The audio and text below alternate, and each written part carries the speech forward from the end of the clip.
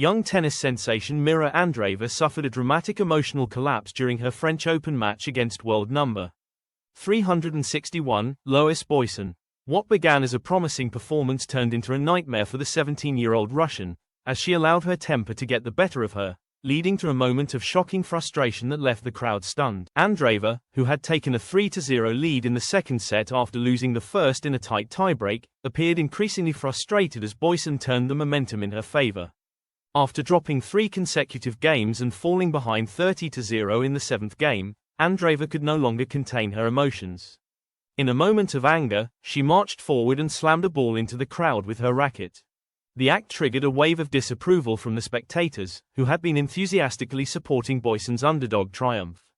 Loud boos echoed through the court as Andreeva received an immediate code violation from the chair umpire for her unsportsmanlike conduct. It was a painful moment in a match that had already started slipping through her fingers. Ranked far higher than her opponent, Andreeva was the heavy favorite going into the contest. However, Boisson's fearless and composed performance rattled the teenager.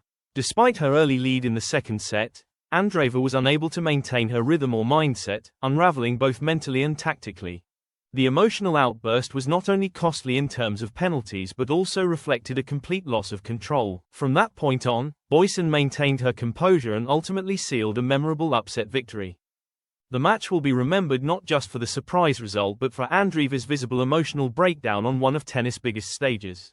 At just 17, Andreeva is still learning to manage the immense pressure of professional tennis. However, this incident may prompt scrutiny from fans and officials alike, highlighting the importance of mental resilience in elite sport. As she processes this disappointing loss, Andreeva will need to reflect, reset, and find a way to grow from what was an undeniably difficult and humbling experience in Paris.